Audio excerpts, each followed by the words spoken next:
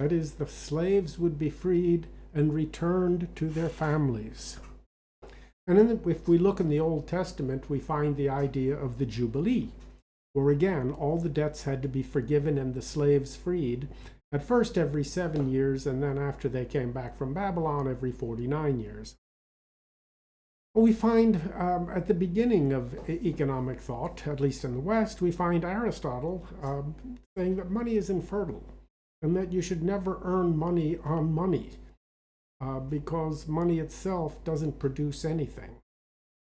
So, everybody condemned it in theory and used it in practice.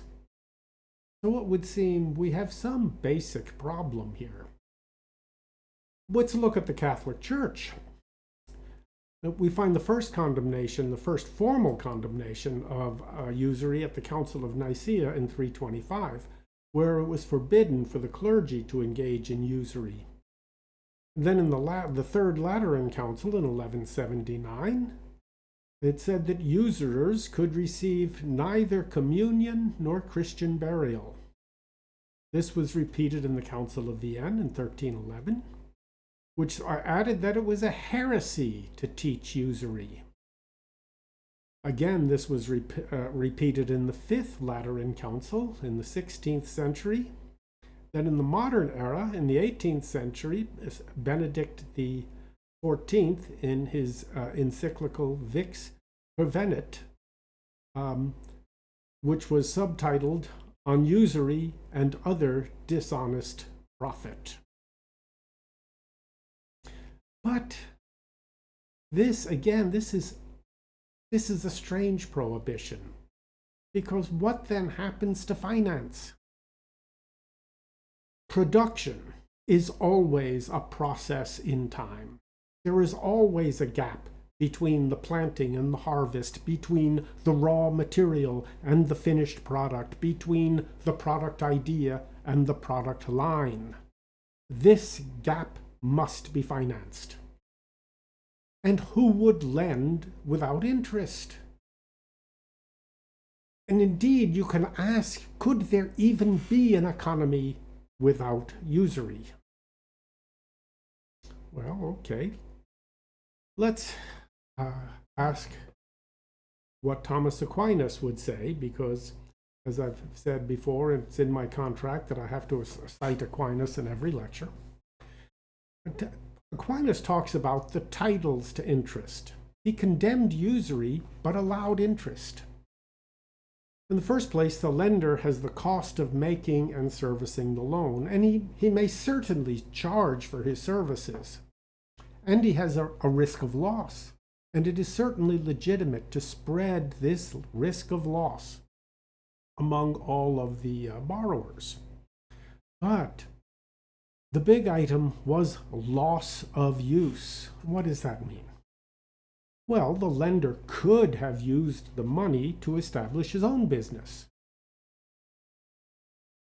And by lending it to someone else, he closes off that possibility for himself.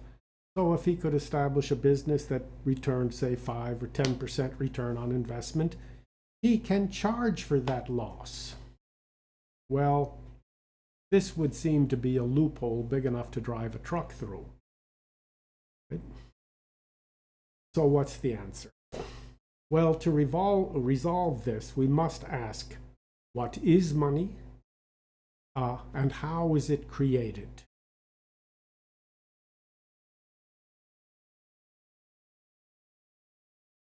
All right, what is money? There are two theories about what money is.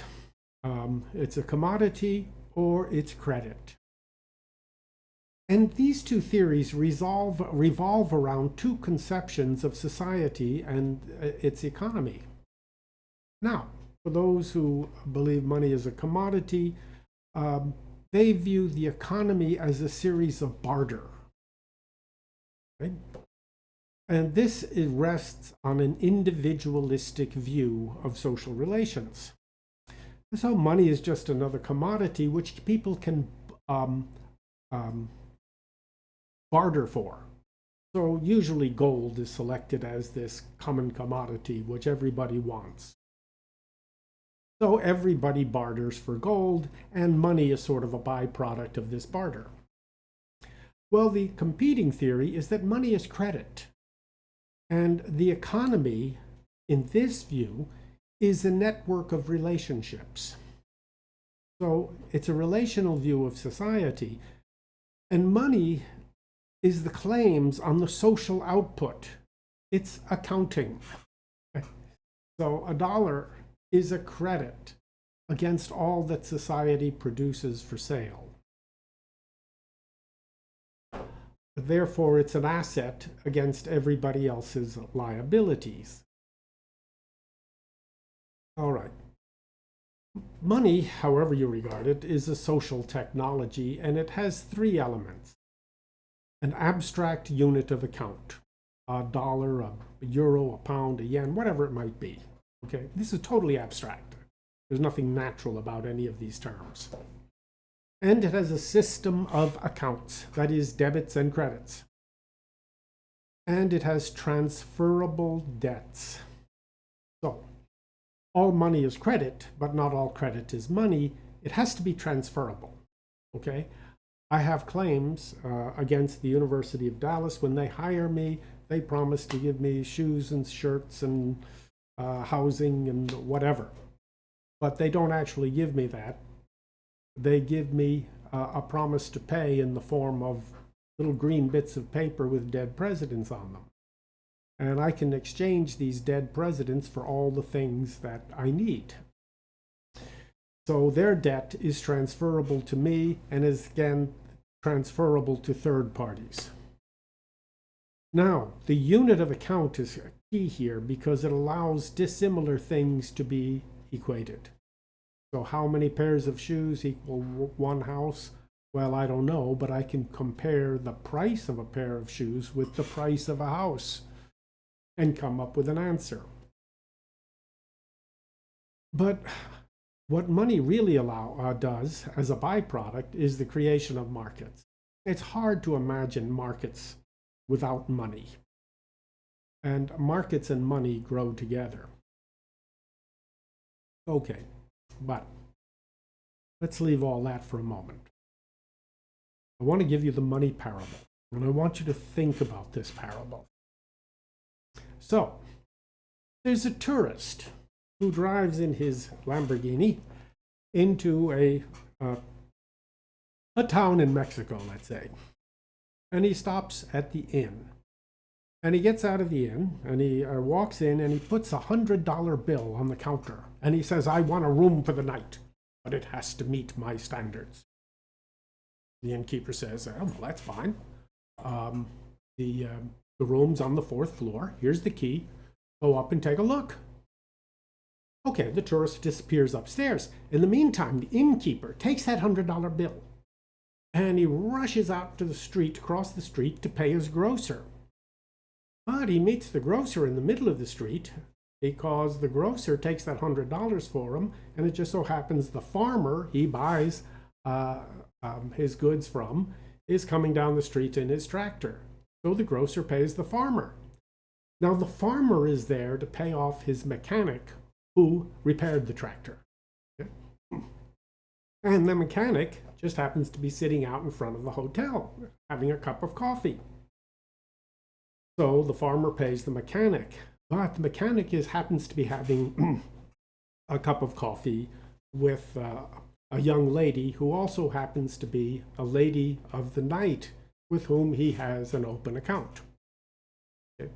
The lady pays the innkeeper, puts the $100 bill back on the counter to pay the innkeeper for her working quarters. In the meantime, the tourist comes down the stairs and he says, this room does not meet my standards. He picks up his $100 bill, gets in his car, and drives off. So think about this. $100 is introduced. $500 of debts are cleared, and the $100 is withdrawn. If you can understand this parable, you will understand money. Well, as with everything else in this class, we have to understand the history. So let's look at a brief history of money. And when I say brief, I mean that quite literally. I'm just hitting the high points, just the basics we need for an understanding. It is, of course, far more complex than what we have time for. But start off with this. There are actually two histories given for money. There is the economist's history. And in this history, everything begins with barter. Then barter is simplified by the use of currency, and then finally the system reaches its culmination in credit. So we no longer use dollars so much, we use credit cards. And in this view, all economies are just ever more sophisticated forms of barter. Okay, the anthropologists, sociologists, and historians, they can find no evidence for this economist's history. What they find is just the opposite. First, there is the gift economy. Then there is the credit economy. Then there is currency. Barter, where it is used at all, is only used for long-range trade and at times of collapse, when there's no more authority to guarantee the money. So in this view, economies resolve obligations to advance our mutual prosperity. Well, it really does matter which story you tell. But let's talk about primitive distribution, and I use that word primitive advisedly. All right, it always begins with a distribution of common output. So, we start with this word, and it's one of the most common words in the Bible, dikaiosine, and it is translated as justice. But what it really means is right division. So the right division of the crops of a landlord or a lord of the manor to his tenant farmers. The right division of the plunder from a warlord to his troops and chieftains. This justice was seen as this right division of the output of a community, of a tribal band, of a war band, whatever it might be. But the primary form of distribution in village and in primitive economies is gift exchange. Okay? Surpluses are freely distributed, and that's how one gains honor, and honor is the coin of the realm. So a fisherman who needs shoes doesn't look around for a cobbler who wants some fish. No, he takes his catch and he freely distributes it in the town square. This gains him honor. Then perhaps some woman will see that he's wearing rather tatty moccasins, which is just not proper for a man of honor. So she will undertake to make him a pair of moccasins, and she will make this a work of art to express what she is. And she will gift the fisherman with these moccasins. That makes her a woman of honor. It makes her a force in the village. Okay? Honor then was the coin of the realm. And then the next method of distribution was distribution of sacrifices. Okay, now you and I go to the liturgy and we get the body of the most valuable gift there is, the body of Christ in the form of the wafer. When they went to their liturgies, what they got was several pounds of meat from the animals that were sacrificed. These liturgies were how they distributed these products. Now, money was known, and it was used in social relations. So, for example, the bride price. A girl from a very important family, you might have to pay a certain amount of brass rods, to marry this young lady. or for things like crimes, fines for crimes, or to restore honor if you had insulted somebody, things like that. It was mainly used for social relations. It was not a market commodity. Now, they were not ignorant of markets, but markets were discouraged because they weakened social bonds. Okay, then comes the discovery of accounting. Now, this we find in the Fertile Crescent, basically Babylon, and it contributed to society literacy, numeracy, and accounting. They could imagine everything as debits and credits. And for this unit that they used was the gur. And what the gur was the monthly barley ration of 60 minas, that is 60 rations of barley per month, 2 rations of barley per day. And everything was accounted as equivalent in some way or another to the gur. So the unit of account was imagined as something physical. Debits and credits then were understood as obligations about physical goods. And they traded through credit cards. How do we know this? Because we have tens and thousands of them. Why? Because they recorded these credit cards on clay tablets, baked them, and they last for thousands of years. So here's an example. This credit card, by the way, will get you a keg of beer. They did discover interest. So they would advance the farmers the seed and tools at an interest measured in gur. So if they were lent 30, they might have to pay back 50 gur. Well, there's a problem here. Now, traders also were lent money. They were lent silver shekels, which was a weight of silver which was arbitrarily equated to the gur. This was used for long-range trade. However, in farming, crop failures are inevitable. There's going to be a bad year. And when there's a bad year, the farmers fall into slavery. Think about the story of Joseph in the Bible, for example.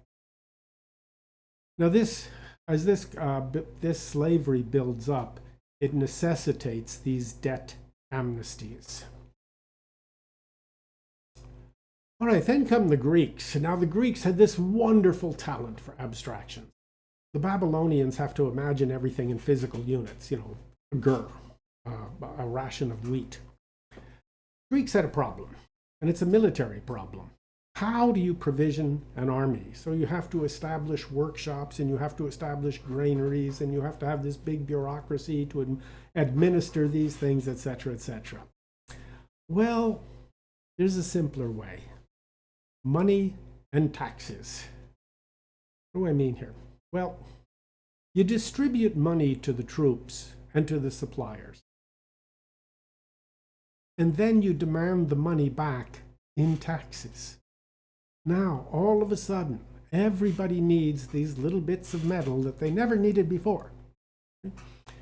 And the troops had these little bits of metal, so you had to trade with the troops to get these bits of metal to pay your taxes.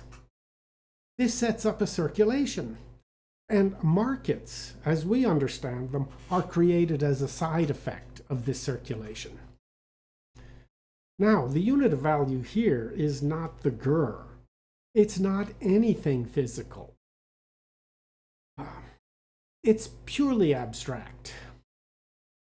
In doing that, everything could be monetized. You could place a number on everything. So even social relations. That's what the myth of Midas is about. And it's a protest against this quantification of everything. Well, it's a measure, but a measure of what? Well, I think it's a measure of demand. How do you measure demand? Well, I'd be willing to pay 3 for this, but I'd be willing to pay 5 for that, etc. It allows us to put a number on demand. Okay, state money which we can call seigniorage. What is seigniorage? Well, the kings mint money. I'm beginning with the ancient Greeks. They mint this money and stamp a number on it. This number is the value of the coin. This value is always greater than the cost of mining and minting the coin. So by producing this coin, the king makes a profit. This increase in value is called seigniorage. And seigniorage provided half the revenue of states during the Middle Ages. There was another source of revenue, and that is called crying down the currency. That is debasing the currency, making it worth less than it was yesterday. This reduced the king's debts. So if he owed 10,000 and he reduced the currency by 10%, now he only owes 9,000. You see? In reality, it functioned as an income tax. And it wasn't too onerous if it wasn't overused. However, it began to be overused. So, for example, there were 123 debasements of the currency in France between 1289 and 1490, basically 200 years. That is kind of pushing it.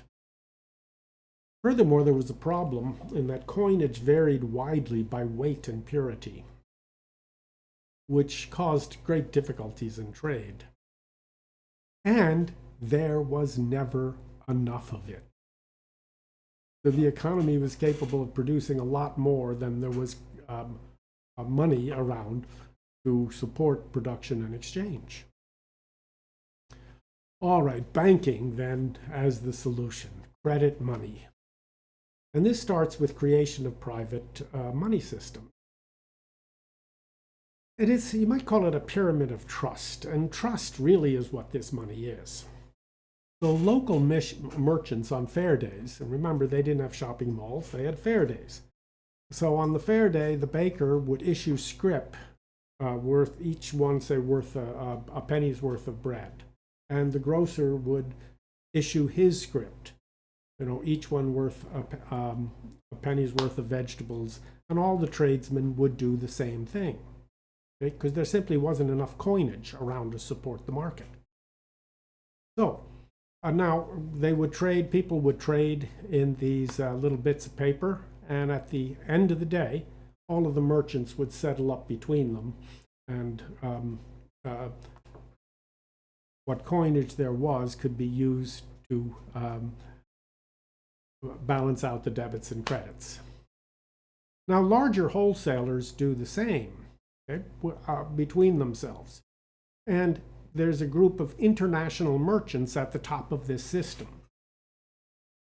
And the international merchants come up with the écu de marque, a trade currency. Now, you will never see a coin stamped écu de marque. It was merely an accounting entry. It was a forex, a foreign exchange. So they would set the value of the pound at so many écus de marque, the value of the lira at so many écus de marque, the value of the French livre at so many écus de marque.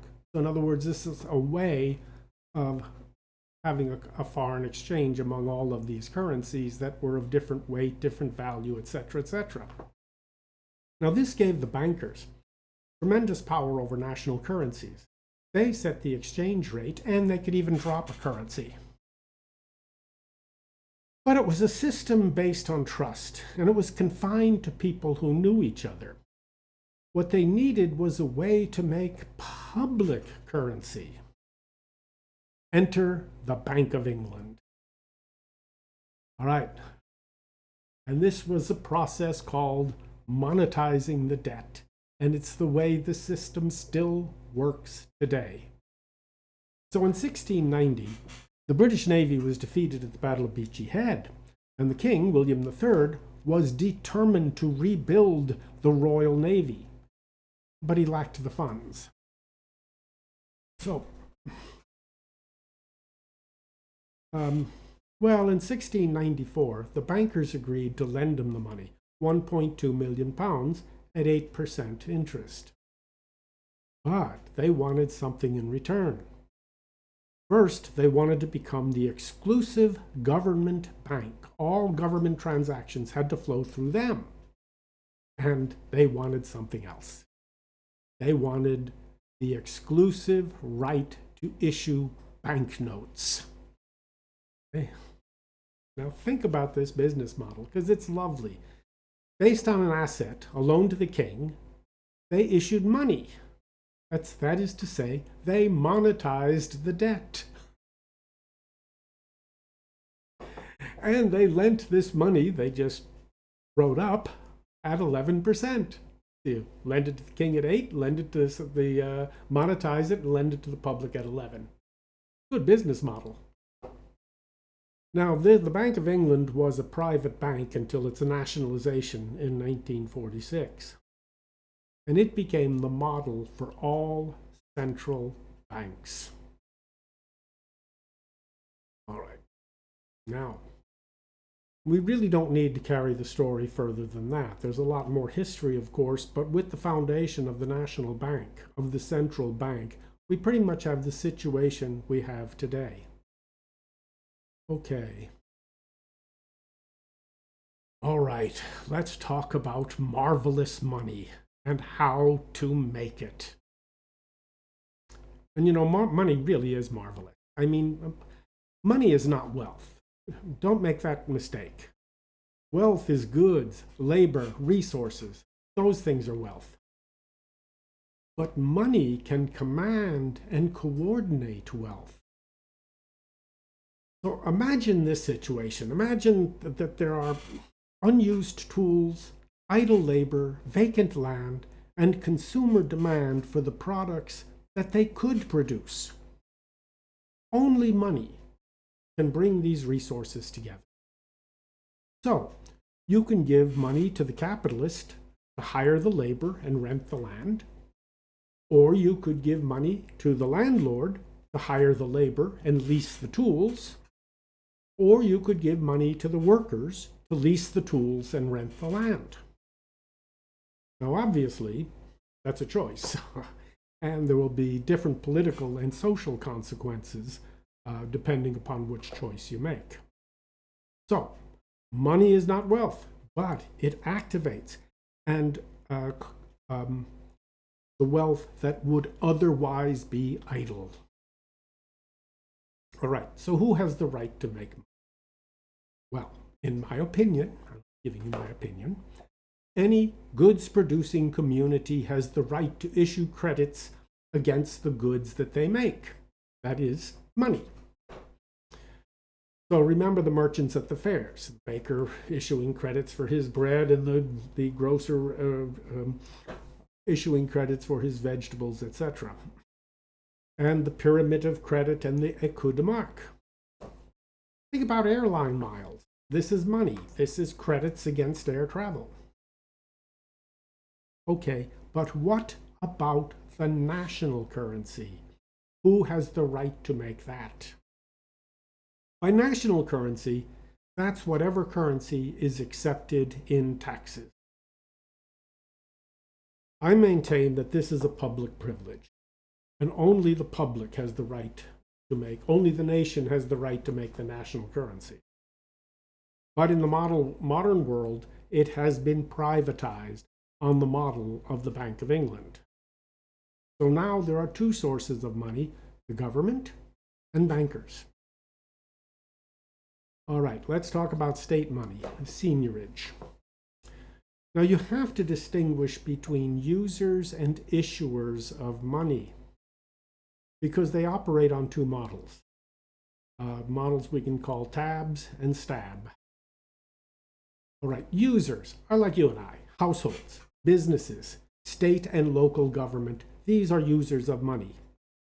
So they must tax or earn and borrow before spending. So that's the tabs model, and borrow, then spend. Issuers are different. These are national governments and the national bank and banks, or at least the national bank. They must spend before they can tax. I mean, you can't ask anybody to pay $1 in taxes until the state issues $1. So the model is spend, then tax and borrow. Well, why tax at all if you can just spend it into circulation? Well, taxes and borrowing are used to withdraw money from the circulation. So the government, national governments, currency issuing governments, spend money into circulation and then tax it back, because if they didn't, there'd be too much money in circulation. Now note, this only applies to sovereign currencies. What do I mean by a sovereign currency?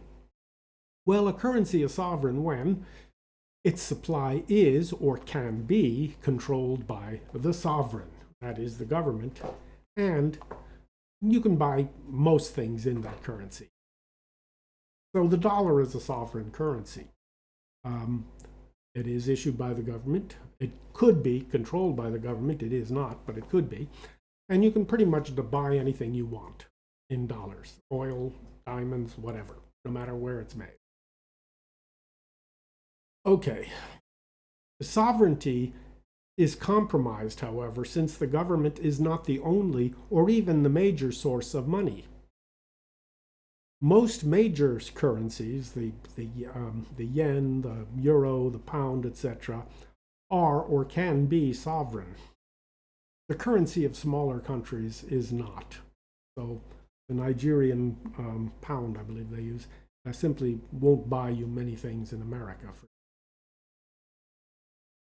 All right, so contrary to what you have heard, deficits measure the amount of money that has been injected into the economy, while surpluses measure the amount of money withdrawn from the economy. This means, despite all the debates you hear about the budget, money is not the limit on spending. Real resources are. So long as there are real resources which could be put into use, the government can keep spending. But to understand this, you have to understand the money formula. Okay, here's the money formula. MV equals PQ, right? Where M equals the amount of money in circulation, V equals the velocity of circulation, the number of times it changes hands in an accounting period. So think of an economy with $10 million in money. That changes hands in a year 5 times. So 5 times 10, there's $50 million of purchasing power in that economy. But if it changes hands 10 times, then there's $100 million worth of purchases in that economy. Okay, P is the general price level, and Q is the quantity of goods in circulation. What this formula means is that if M, the amount of money, rises faster than Q, the amount of goods, the result is price inflation, which means paradoxically that dollars are worth less. Price inflation, dollar deflation. But if Q rises faster than M, you get price deflation. The money is worth more. So, deficits are not the limit on federal expenditures. So long as there are unused resources, the government can spend them into production. But this applies if and only if the spending actualizes these resources. That is, you can't just spend on anything. So, if M were totally controlled by the public, it could be matched to Q, at least in theory. But the government is not the only, or indeed the major source of money creation. Indeed, 97% of the money is issued by banks through fractional reserve banking. Okay, fractional reserve. It means when you deposit money in the bank keeps a fraction of that deposit and lends out the rest. So think about a $100,000 deposit with a 10% reserve requirement. Well, the bank keeps 10% in reserves and lends out $90,000. But they don't actually give you that $90,000. All they do is create a credit in your checking account. The loan then appears as a new deposit of 90,000, either at the same bank or at a different bank. And on this new deposit, they keep 9,000 in reserve and lend out 81,000, which creates a new deposit of 81,000, and the cycle repeats. So in the end of this cycle, you have 100,000 in reserves and 900,000 in loans, new money. So it looks something like this. So here's how $100 expands through the fractional reserve banking system to become $900. That's at 10%. If you had a 20% reserve, it would look like that. If you had a 40%, it would look like that. 50%, it would look, etc. All right, the central banks try to influence this process, but they cannot control it. M can and does rise faster than Q. Now, this would not be bad if all the money went to production. But much goes to consumer loans and to speculation. That is usury. We also have to talk about destroying money. Now, this is the hardest point to grasp. Money is both created and destroyed. It's a hard point to grasp. It's indisputable, however. Nobody who understands money will dispute this, no matter what position they're coming from. When money is returned to the issuer, be it the government or the bank, it disappears. It's gone. It's no longer money. So taxes to an issuing government, loan repayments, and defaults destroy dollars. When you repay a loan, your checking account, a bank liability, is debited, and so are the bank's reserves. Your loan, a bank asset, is credited. So the bank's liabilities, reserves, and assets decrease by the same amount. That is to say, the money disappears. So money is constantly being created, printed or lent, and destroyed, that is, repaid or taxed. This point is key to understanding how a debt amnesty works. All right. Investment, speculation, and usury. What is usury? We can finally get to this question. It's not just interest. A lender provides a service and takes a risk and is entitled to a share in the profits. Aquinas was right. Usury is making money on money without adding anything to production. That is to say, M rises faster than Q. Usury increases claims without increasing goods, which means that usury is a transfer of wealth from those who produce to those who don't. Now, the limit on interest can be debated. The need for a limit cannot be. And think about the 18 to 35% on consumer loans, that is your credit cards. This certainly violates any rational or moral limits. All right, now we must return to a subject we introduced in a previous lecture, speculation and investment. Investment is this highly critical job of providing firms with funds to produce and grow. Investors and producers share the gains or they share the losses, so it's win-win or lose-lose. Speculation is making a bet on the direction of a market without contributing any funds to that market. So one person's gains are always measured by another person's losses. So it's a transfer of wealth from those who produce to those who don't. And it leads to bubbles, inevitably. Loans for speculation increase M without increasing Q. All right, bubbles. Bubble is simply an overinvestment in some market. So a small increase in a market is magnified as the banks pile in. And runaway lending, that is money creation, leads to overinvestment. It is usually accompanied by new speculative investment vehicles, place bets on the market. So we've had 11 such crises since 1819, about one every 18 years on average. Now let's take the 2008 crash as an example. What happened there?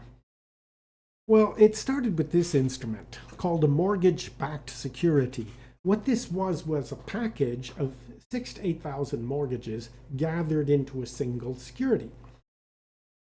And then the speculators sell off slices of the income from this security. These slices are called tranches, and the tranches are in different levels. The highest level is paid first, but at the lowest interest rate, and then the lower tranches are paid at higher interest rates. It looks something like this. So there might be an MBS.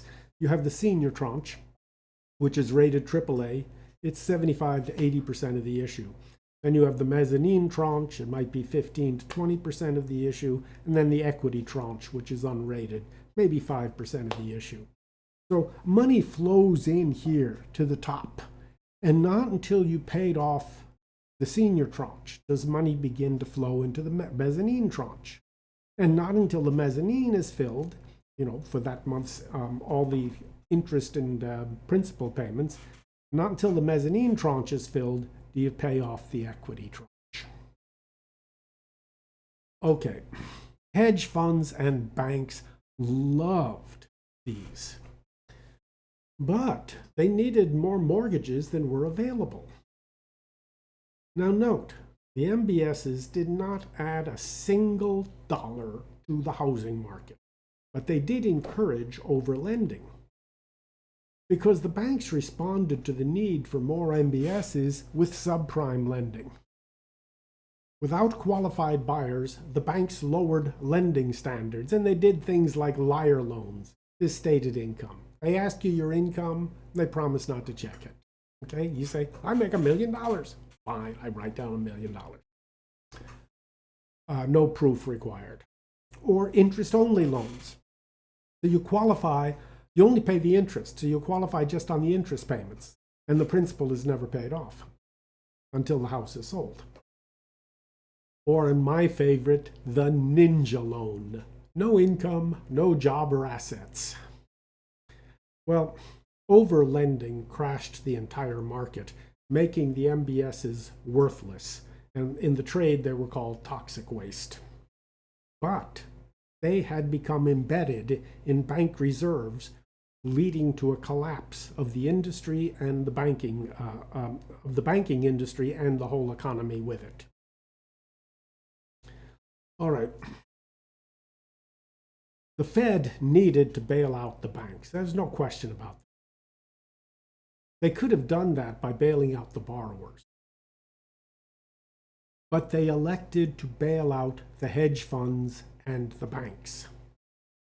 They bought all of the toxic waste at its full value, its full nominal value, $4.6 trillion, even though they were basically worthless. At the same time, they let 4 to 6 million homes go into foreclosure.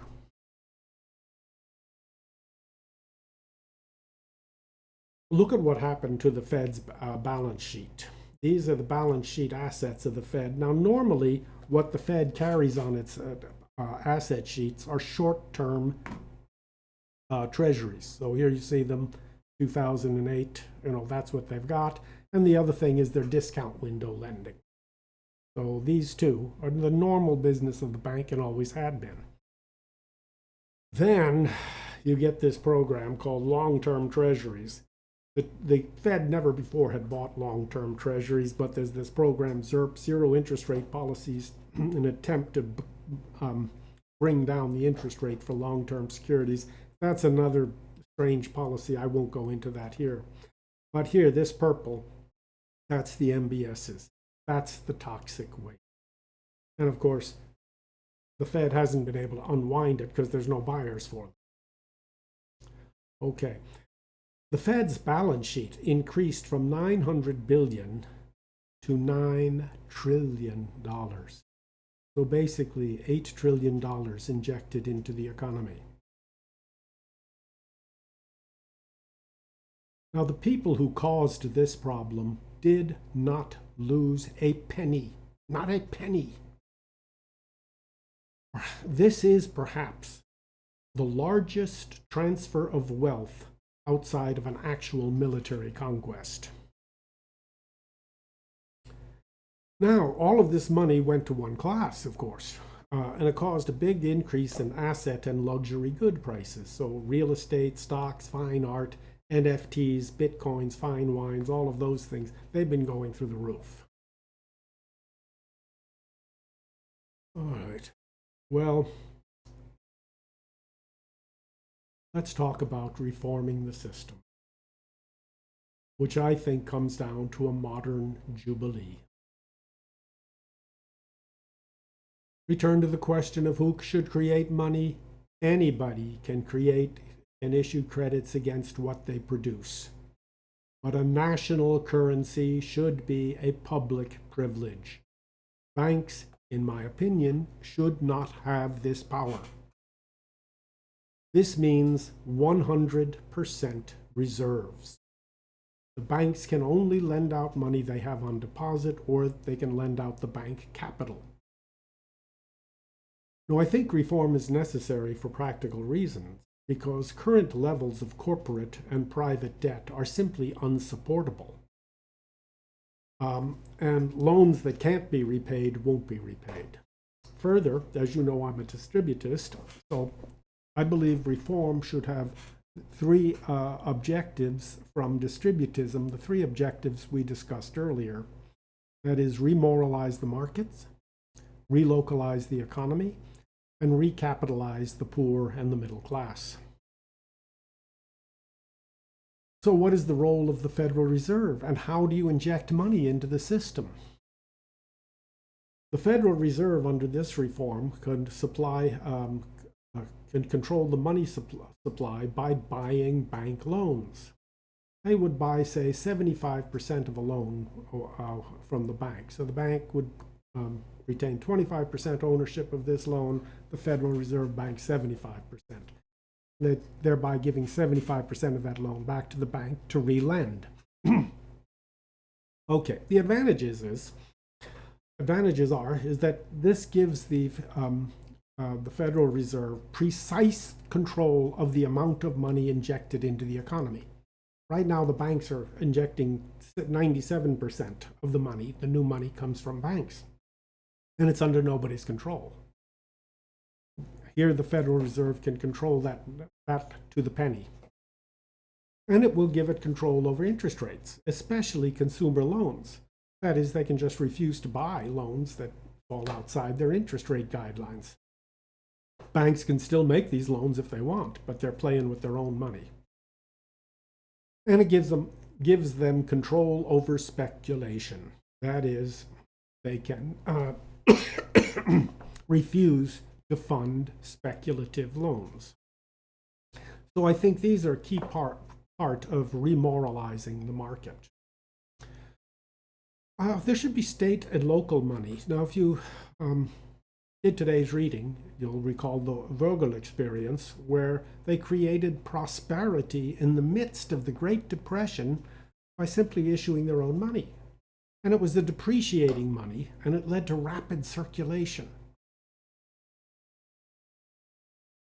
We could have state banks. We have one, and North Dakota has had one since 1919.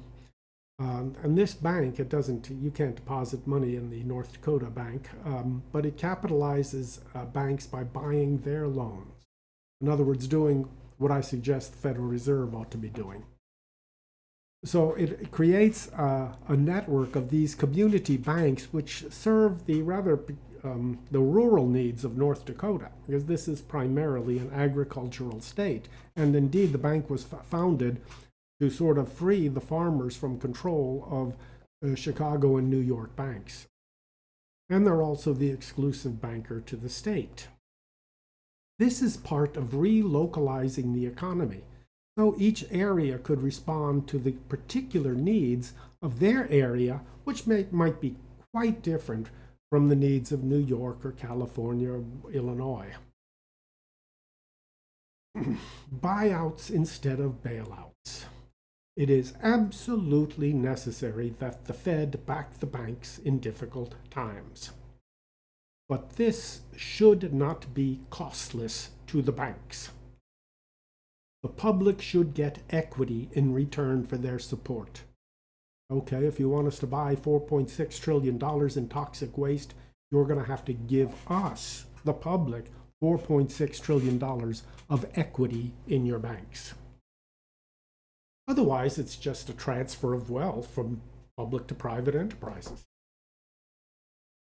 Buyouts could also be extended to business in general in the form of financing worker buyouts of their companies. So think of the Springfield Remanufacturing Company. Okay, these kinds of things could be financed by Fed financed buyouts. So this is part, I believe, of remoralizing the market and recapitalizing the poor and the middle class. Okay, so a new jubilee. Debts that can't be paid won't. And this is why the Fed is pouring in so much money. I mean, they're not bad people, and they're certainly not stupid. It's just those are the tools they have. It's the only tools they can use. Okay, the best tool, I think, comes from the Bible, the debt jubilee. And the choice is between a debt amnesty or a crash. Both work to wipe out debts. Only one does so in an orderly fashion. Let me share one plan for a debt amnesty. It's called the Keene Plan from Stephen Keene, an Australian economist. So he suggests we issue $100,000 to each citizen. Okay? But this is a very peculiar $100,000. It can only be used to pay down debt. And if you have any money left over, it can only be used to buy new corporate stock. So corporations would issue new shares of stock, but the money they get from those shares of stock, from selling those shares of stock, can only be used to pay down corporate debt. All right, the question arises here, though. This plan would cost about $27 trillion. Well, if you inject $27 trillion into the economy, won't you create hyperinflation? Fair question. No, not at all, because it cannot be used to purchase anything. It can only be used to wipe out debt, that is, to destroy money. Now, it would free funds for new investment and consumption, and likely velocity would increase along with Q, the quantity of goods.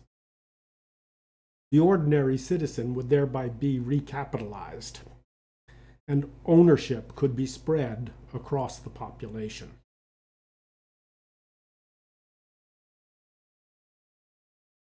All right, so let's end where we began with the money parable.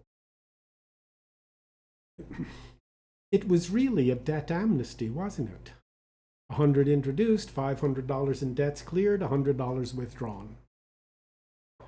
Well, this works for production as well. The new $100 bill could circulate to create more real wealth. It's only a problem if you introduce more money than can be used in production, or introduce it in places where it can't be used for production.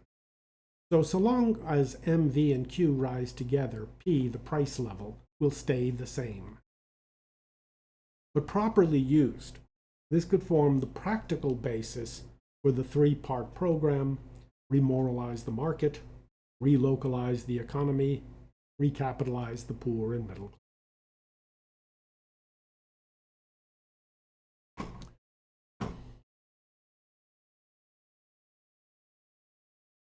Let me wrap this up real quickly.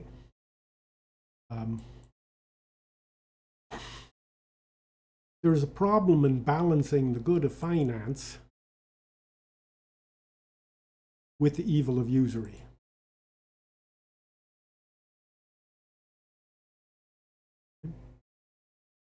the solution to the problem begins with admitting that there is a problem.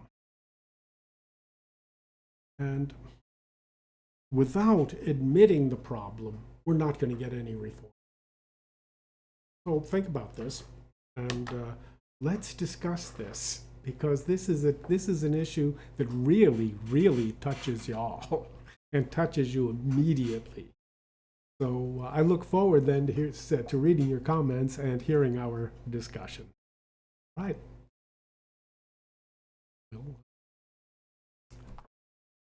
Have a good evening to all, and we'll talk later.